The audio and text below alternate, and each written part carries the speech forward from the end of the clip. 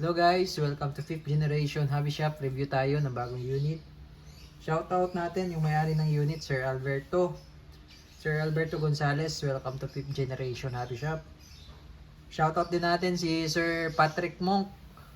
Patrick Monk, shoutout sa inyo dyan, sir. Welcome to 5th generation hobby shop. Okay, review tayo ng TR50 T4A Umarex TR50 Gen 2. Okay, so ito yung box. Yan, Gen 2 Umarex caliber 50.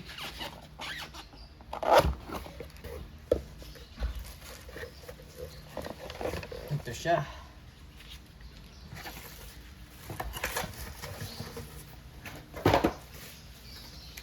Ito yung kanya manual, safety and maintenance, operating instruction manual. So bali si caliber 50 TR50 tactical revolver ay may mga iba't ibang klase ng bala. Yan. Rubber ball, caliber 50. Ito yung tinatawag na Devastator, caliber 50. Ano yan? Aluminum ball na may plastic. Ito naman yung Sure Strike, ganun din, aluminum ball na may plastic.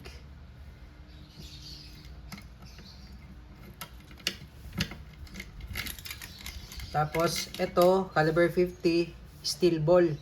Yan, balitas yan. At ito, caliber 50 paper ball. Paper ball naman siya. So yan po yung mga bala ng tactical revolver TR50 caliber 50. So tingnan nyo tong bala ng airgun din. This is 4.5 mm. Ito yung bala ng airgun natin, yung caliber 177 or 4.5. Tapos ito yung bala ng caliber 50. Ang laki. Oh. Ba? So, si TR50 is a CO2 powered 6 shots revolver. Okay, so actually madali lang naman siyang i-operate. Ito yung magazine. Release ng magazine.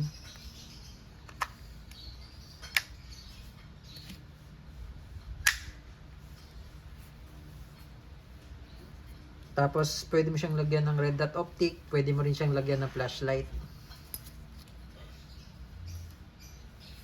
Naka fiber optic sight na ang Gen 2. Ito yung indicator pin pag may pressure na. Ito yung pursing cup. To release counterclockwise.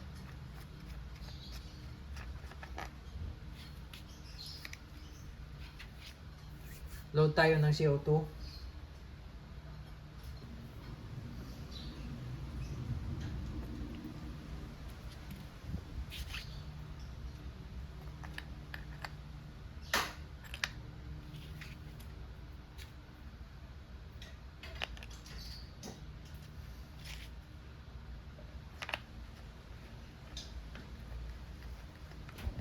Paghigpit po, clockwise. Tapos, pag hindi nyo na po natitwist, mahigpit na po yan. Now, pag gusto nyo i-puncture na yung CO2, gusto nyo pong gamitin, paluin nyo lang siya.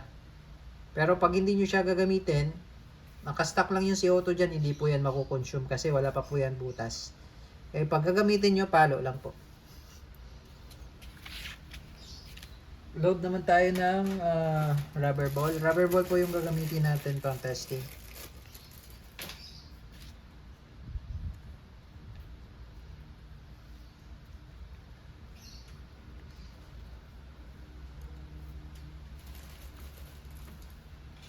Kapag po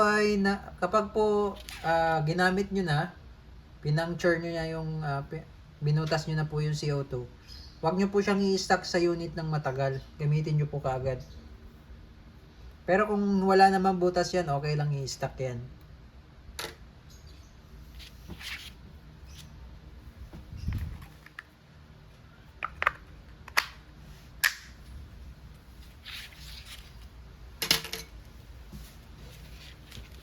Okay. So, ayan. Pakita ko lang sa inyo, sir. Sir Alberto. Umarex T4A TR50 caliber 50. 7 joules po ito. 7 joules.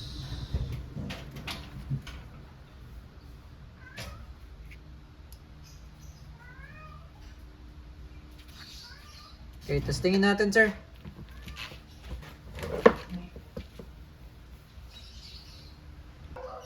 Okay, for experiment time, tingnan natin kung ano ang magagawa ng 7 joules using the rubber ball dito sa lata.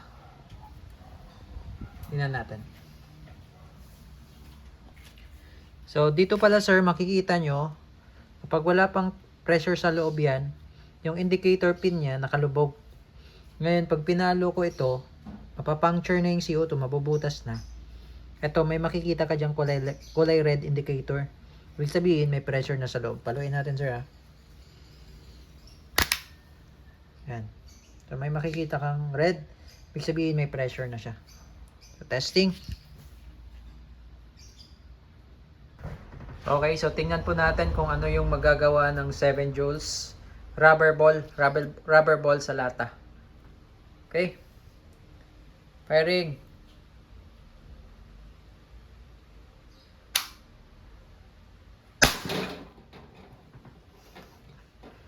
Rubber ball lang yung gamit natin, guys, ha. Rubber ball. So tingnan natin kung ano yung result.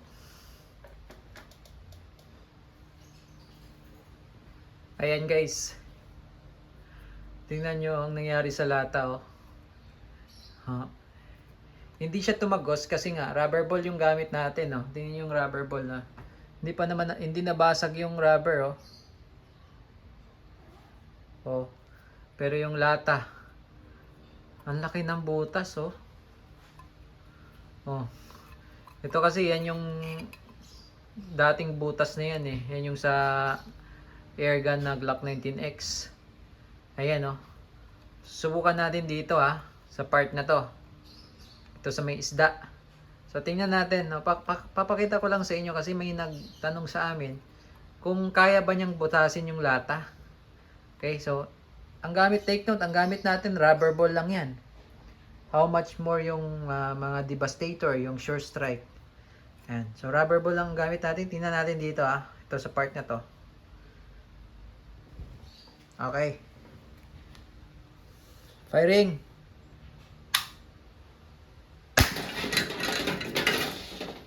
Oh. Diba? 7 joules yan. Yun nga 3 joules. Butas, eh. Siyempre tumatagos talaga yun dahil maliit yung bala nun, eh. Yung sa airgun. Yung 177. Pero tingnan natin yung result, ha. Oh. Tingnan nyo, guys. Using the rubber ball. Ito yung bala, oh. Oh. Diba? Wasak. Grabe. Nakita nyo naman yun, guys. Grabe yung ginawa sa lata, diba? Wasak. Torturein natin yung lata. Firing. Oh. Grabe. I like it na.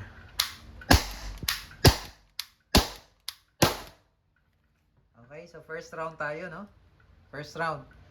Mamaya titirahin natin yung lata.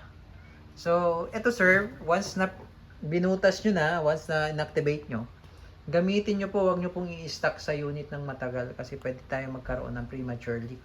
So, iputok nyo pero kailangan may bala. Huwag nyo iputok ng walang bala. So, bago nyo i-release yung excess na gas, kailangan maka 5 or 6 na magazine kayo. Okay? 5 or 6 na magazine. So, ito, maglo-load tayo ulit. Pangalawang round po, second mag. Firing.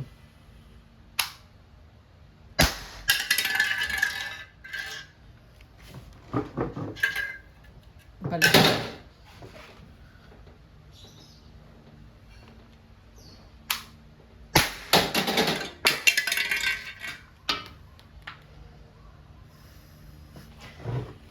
Dalawa.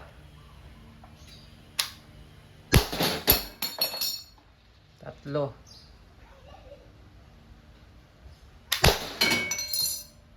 Apat.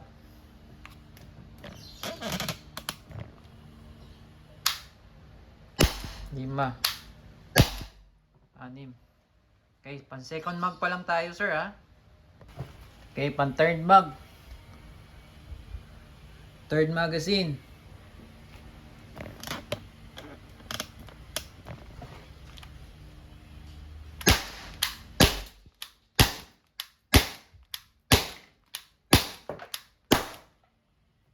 Third magazine.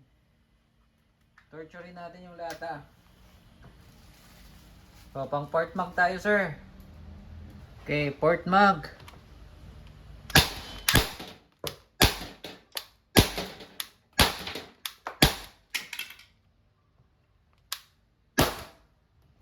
Fourth mag. Okay, pang fifth mag.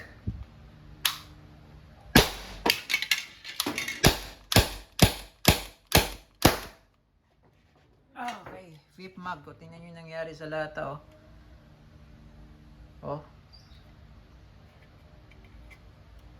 Grabe. Fifth mag. So, last mag. So, pag ganito na yung rubber, wag nyo na pong gagamitin, sir. Yan. Wasak na, sira na yung rubber. Okay, pang 6 mag.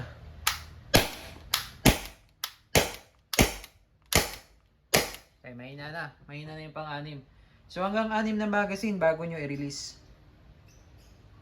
Okay, so sa pag-release naman, twist nyo lang ito. Counterclockwise. Isang beses lang. Yan. Okay, ito release.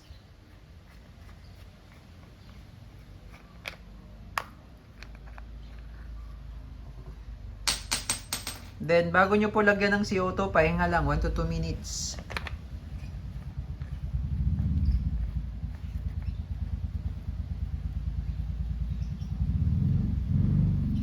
All goods na po, sir. Again, this is the Umarex T4A Tactical Revolver, caliber 50.